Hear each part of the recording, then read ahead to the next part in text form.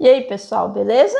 A aula de hoje é sobre o absolutismo francês. A gente vai entrar direto em o que foi o absolutismo francês, e aí a professora vai dar uma breve introdução de como ele se concretizou ali, e a professora vai falar sobre a queda desse absolutismo, beleza? Então, vamos começar.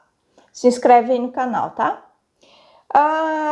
O absolutismo francês, ele começa com Luís XIV, na dinastia Bourbon, tudo começa ali. Mas por que Luís XIV? Luís XIV foi um monarca que soube exercitar, tá? Privativamente o absolutismo. Como assim, professora?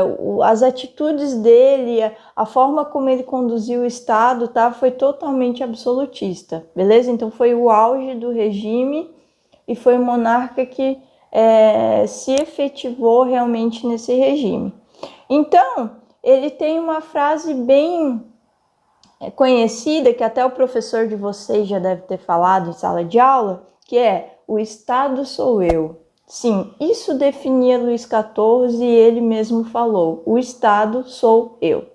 Quer uma frase mais absolutista do que isso? Impossível, tá? Então, vamos voltar um pouquinho, tá? O início da dinastia Bourbon foi com Henrique IV. O que ele fez? Ele pacificou a França. Como assim, professora? Ele decretou o Edito de Nantes em 1598. Mas o que era isso? Guardem bem sobre o que era o Edito de Nantes, porque cai nos vestibulares, tá? O Edito de Nantes concedia liberdade aos cultos de huguenotes, que eram os calvinistas lá da França, tá? E o direito de conservar algumas fortalezas para proteção deles, beleza? Então, o Edito de Nantes foi uma forma de pacificar as revoltas que aconteciam por causa dos cultos religiosos, beleza? Essa condição pacificou o país, tá? E eliminou toda a oposição contra o rei, tá? Isso agradou principalmente a burguesia, porque burgueses eram o quê? Calvinistas, beleza? Na sua maioria, tá, pessoal? Tinha os católicos e tudo mais, mas ali prevalecia os huguenotes.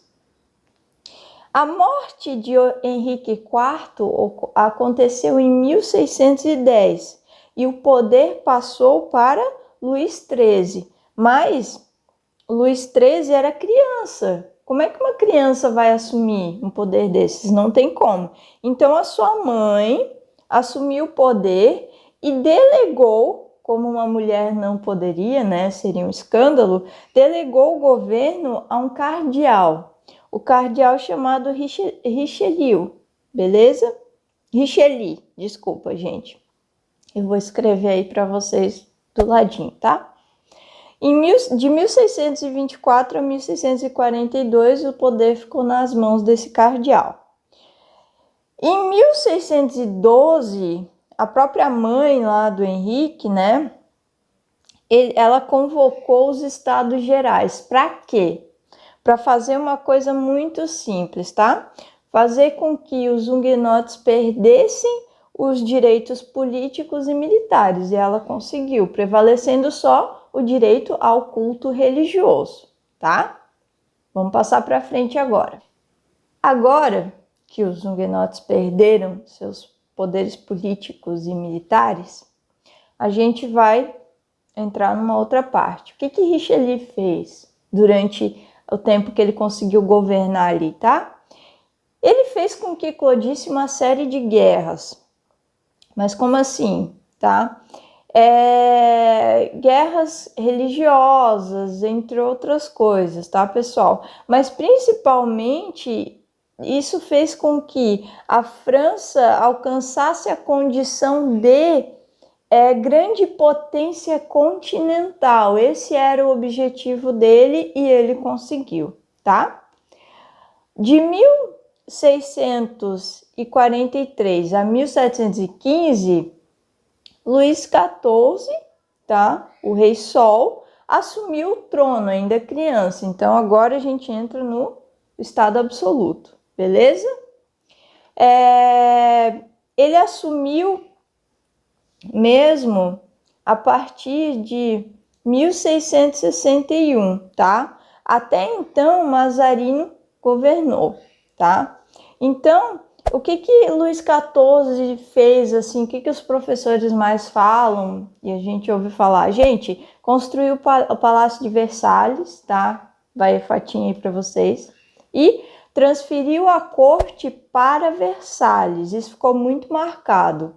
Mas por quê? Porque lá se concentrava a alta nobreza, eles viviam luxuosamente. E Luís XIV quis fazer parte disso e fez com toda a sua autoridade, tá bom?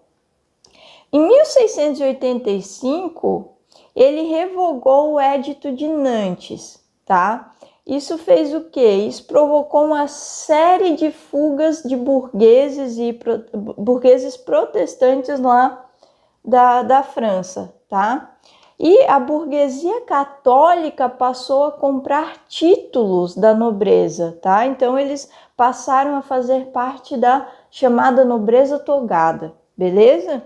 Então, a burguesia ela era pacificada por meio de ascensão social, porque era uma época que era muito difícil você mudar de classe, digamos assim, e passou a ser possível, tá? E a França consolidou sua expansão colonial nesse tempo, tá? Na América e na Índia, mais precisamente ali no Canadá. É por isso que tem uma parte do Canadá que fala o francês, beleza? A partir do século XVIII, a situação econômica da França passou a se deteriorar. Mas por quê, professora? Pensem comigo. Revogação do Edito de Nantes. Vários burgueses protestantes fugiram da França. O que aconteceu? Perdeu muitas cabeças pensantes, inovadoras ali, tá? Então, a revogação desse édito prejudicou a França e fez a sua atividade produtiva interna enfraquecer, beleza? Ao mesmo tempo, a Inglaterra tinha um crescimento gigantesco com a Revolução Industrial, tá? Isso fez com que a economia passasse a se deteriorar. E Luís XIV morre. Quem que assume? Luís XV. Luís XV assumiu o trono na seguinte situação: economia ruim, tá? Horrível, né? Vamos melhorar a palavra. A burguesia descontente, beleza? E vários conflitos na França. Isso acaba com qualquer monarquia, beleza? E Luís XV fez o quê? Ele pensou que era uma forma de ajudar ou de melhorar toda essa situação. Ele fez a Guerra dos 7 Anos, ele travou uma guerra contra a Inglaterra, que estava no auge da Revolução Industrial. Essa guerra foi de 1756 a 1763, no qual a França perdeu, é óbvio, né? Gastou muito dinheiro na guerra, piorou a sua economia, tá? Perdeu o Canadá e a Índia, que eram suas principais colônias. Isso fez com que a nobreza decaiu, a burguesia já fazia parte do movimento iluminista, então a burguesia vinha muito clara com as ideias de igualdade e liberdade, tá? O que acabou acontecendo, pessoal? A decadência absolutista na França. E aí a gente termina nossa aula sobre o absolutismo francês, tá bom? Próxima aula vai ser sobre o absolutismo inglês. Se inscreve no canal e vamos lá que o Enem tá aí.